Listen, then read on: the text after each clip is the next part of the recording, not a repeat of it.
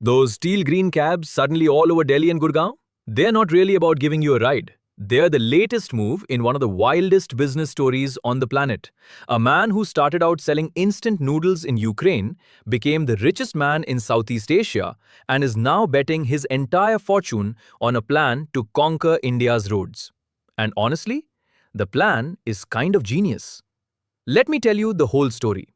Meet Pham Nhat Vuong, born in Hanoi 1968.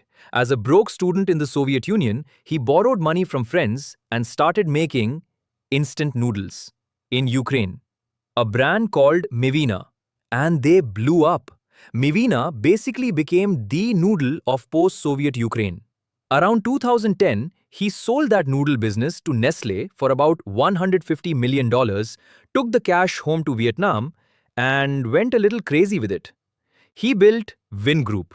And Vingroup isn't a company. It's basically half of Vietnam. Apartments, shopping malls, beach resorts, hospitals, schools, a university. You can wake up in a Vin apartment, shop in a Vin mall, get treated in a Vin hospital.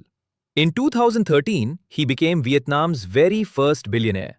Today, he's worth somewhere between $25 and $34 billion, the richest man in all of Southeast Asia.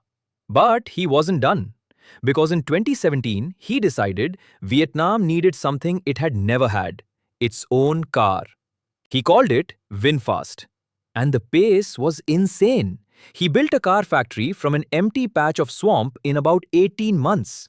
The first cars borrowed BMW parts. Then in 2022, he ripped up the plan and went all in on electric.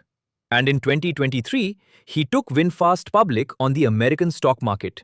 And for a few wild days, this Vietnamese car company nobody in America had heard of was worth more than Ford, more than General Motors.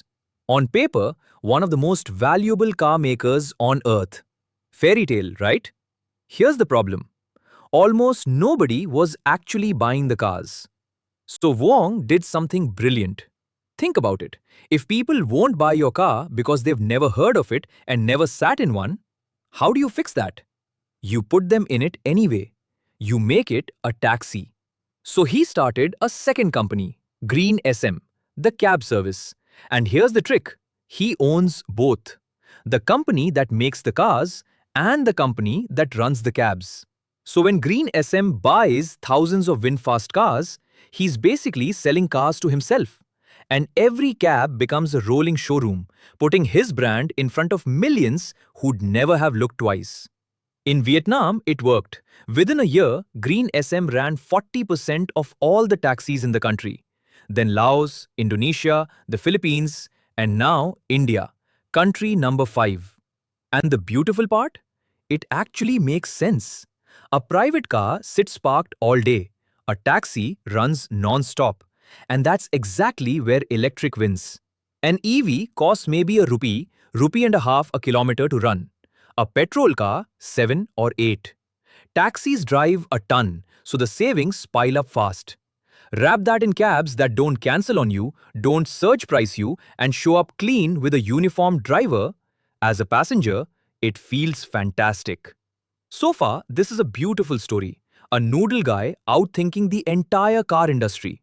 Now, if you're Indian, alarm bells are ringing because we've seen this before. Clean EVs, no cancellations, owned fleet. That was BluSmart, and BluSmart is dead. It collapsed in April 2025. So did Green SM just copy a dead company? Actually, no, and this matters. Green SM built this model back in Vietnam in 2023 on its own to sell VinFast cars. It just landed in India right after BluSmart imploded. And here's what people forget. BluSmart didn't die because the idea was bad. It died from fraud. Its founders, the Jaggi brothers, were accused by India's regulator SEBI of taking money raised to buy EVs, over 260 crore, and spending it elsewhere. The detail everyone remembers, a luxury flat in Gurgaon's DLF Camellias. So the model didn't fail, the people did. But it's not all clean at ground level. Green SM's slogan is driver nahi, partner bano. Be a partner, not a driver. But within 1 week of launch, the partners were furious. One driver said he was promised around 8,000 rupees for the week and got 1064. Turns out that guaranteed income had conditions quietly attached. Hit 90% acceptance, 90% completion, a 4.8 rating. And some cars didn't even have permits to legally enter parts of Delhi yet. And no, the drivers aren't salaried. That guarantee lasts 2 months. Then it's straight commission. It's week 1 and the company says it's sorting it out. So where does that leave us? With one of the boldest bets in business right now. A man who once sold instant noodles is trying to force his cars into the third biggest car market on earth by getting millions of Indians to ride a VinFast before they'd ever buy one. Genius? Desperation? Honestly, it might be both. And nobody knows how it ends. Here's the one tale to watch. Don't count the teal cabs today. Count them in 2 years. Still everywhere? The bet paid off and we'll call it brilliant. Quietly gone, we'll know it was a lifeline that ran out. Either way, you've got to admire the sheer audacity. Let's see how it goes.